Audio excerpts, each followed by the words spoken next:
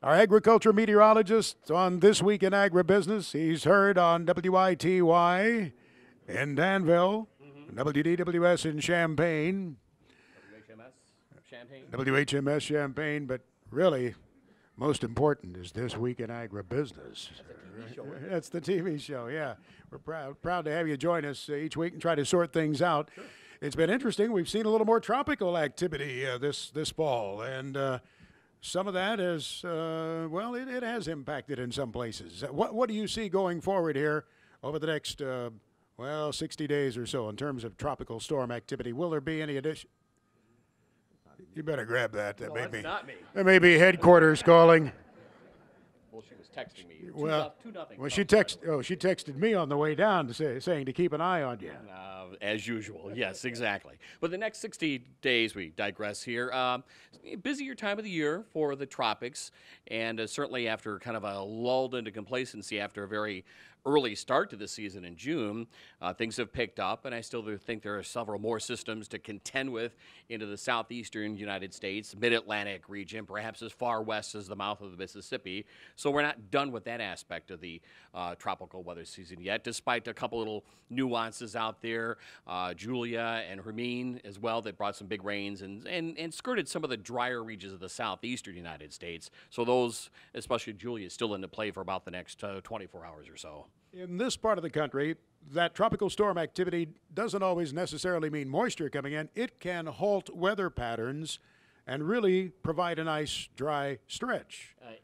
Exactly. And if we could get a couple of those systems of significant magnitude and not these little depressions, well, yeah, then we can start thinking about maybe deviating off a little bit and maybe bigger windows of dry time opportunity into later this month in October. Just don't see it. There'll be a myriad of these weaker systems that come through, enough to really still allow systems to progress west to east across the heartland. Typically, when you get these big hurricanes and tropical storms, they tend to puff up what we call high pressure up aloft or ridging that blockades usually to the north and northwest of those storm tracks as they come in off the Atlantic.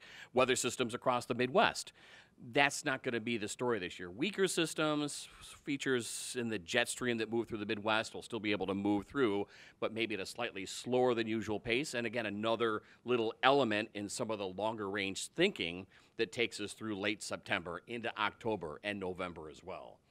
Will those be the kinds of heavy rains that we've had in some instances over the past 30 to 45 days? Not the scale, perhaps in a broader scale sense, more substantial, really moderate category rains. What does that mean? Well, for example, last Friday, a couple Fridays ago, when we had the severe weather that went through parts of southern Champaign County on top of already wet grounds that already, within maybe 20 or 30 minutes had an inch or two worth of rain. Out at the Capitol, out at the State Fair back in August, when it rained 6 inches plus in about, 30 to 45 minutes to an hour's time just about, or 2 or 3 hours in spots. Any way you want to scale the magnitude of those rains, these will be different, but frequent and over a broader area as you typically would get into this time of the year and into the fall season. So, rain, yes, but the scale and the magnitude, bigger in scope, lesser in intensity, but more persistent, more frequent, small windows, if you will, of opportunity to get dry, moisture reduction, and hence harvest. So when we get the opportunity to get in the field, we'll obviously want to move swiftly and as much as we can, with your belief that there will be another rain coming along shortly. Exactly. Saw some guys out there driving down here this afternoon. Good thinking to be doing that when you can go out there and maybe you're not quite where you want to be moisture-wise with corn and beans. You may want to go out there and pay a couple more little pennies or whatever it may be to dry it out. I think that's the thinking. Go and get it when you think you can get it and not take the risk this year. Well, we've heard some concerns also about stalk quality. Andy and I were talking about that a little bit earlier, and so some folks may be watching that as a concern in this harvest season too. You want to take a little look ahead at winter and your gut feeling about that? I know you read the Old Farmer's Almanac and study that. Boy, you talk about a raw nerve. Man, I'm telling you. And the groundhog, too, by the way. You might as well throw him in at the same time. I can see his temperature climb when I bring those two up. Yes. Wintertime. More traditional, typical Midwestern winter. And let me put an asterisk by that. I know we talked about last year before we get the first question that someone raises their hand and say, hey, last year, Soulje, you talked about. What happened? That's right, exactly. So a difference. We are thankful you missed that a mile.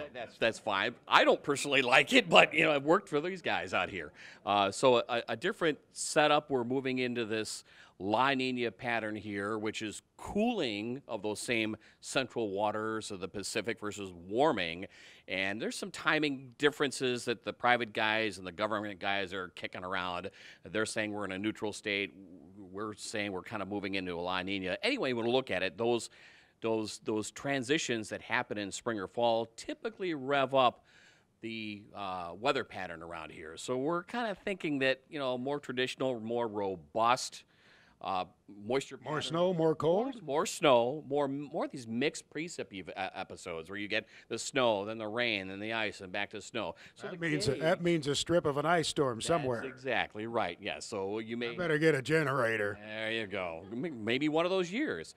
And probably the higher likelihood through the Great Lakes and the northern and eastern Corn Belt areas, especially that may be a little snowier than usual. That's the front half of winter. Back half looks to be, okay, we've gone through the worst of it. We've used up the precip budget, and it's kind of very complacent, normal, if you will, to maybe a little warmer than average, balanced to winter. Still a frequency of moisture. I think we're going to go into spring over a wide area of the Corn Belt, wide area of the plains, in a much more substantially snow-covered and wetter moisture content of soil. So I think we have that as the first inkling of what spring may be. On the flip side of that, when California and typically the West and Southwest get moisture, I think we're going to be looking at a return to an increase in severity and scope out through California and the southwestern states with drought issues there. It looks to be roughly the Missouri, maybe the Central Plains on east and northeast where the pattern will be moisture-laden and maybe some increased wind, Santa Ana, dryness, and drought expanding again over the southwest and California. So they've had a little bit of a respite. That's not the right term, but they had very modest improvement in the California situation. If you look at the drought monitor, it's still a basket case, isn't it? Yeah, kind of less droughty, I guess. I don't know how you even classify that, but maybe a little more extra water consumption for some of the folks out there. So that's going to be a bigger story that plays out for those folks out there this year versus what we have to contend with. And I think, at least in the short term, one slight adjustment that we had been talking about, I think we're kind of easing up on the cold weather concerns here. Early frost and freeze, well, it's a little more dominant through the Dakotas, the northern Corn Belt, maybe the lower lakes region of the Corn Belt, but essentially just wet, just a frequency of systems that come on through, not these slow-moving, gully-washing, non-moving thunderstorm outbreaks, but more broader in scope, these rain systems that come through. In your 4-week forecast that you posted a couple of weeks ago, you seem to show that a little more prominent in the eastern Corn Belt, that if anybody was going to get a break from the moisture, I thought your map indicated it was going to be those folks, maybe western Iowa, Nebraska, the Dakotas. I would be surprised if those folks get kind of a decent start, a decent leg up on harvest out there. And as this early to mid-October progresses, more increased shutdown, slowdown potential there. And around here, probably, when it's set and ready to go on a full-scale, full-tilt basis, it's going to be a challenge this year. So a little window to the west and southwest, and not a lot of cold inside. These days it will feature good moisture reduction, healthy south winds, low afternoon humidity, where you move a percentage point of moisture out on some days or over a couple of days. Those are going to be few and far between, I think.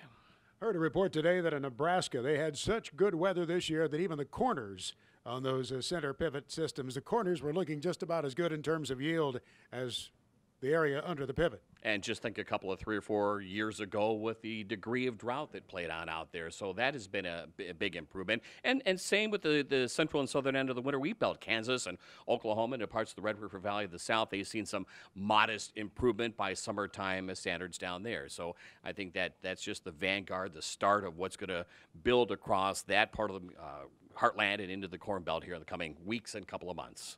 I don't want to ask you about South American weather. It's probably a little bit outside of the area where you mainly focus. But, boy, what a break.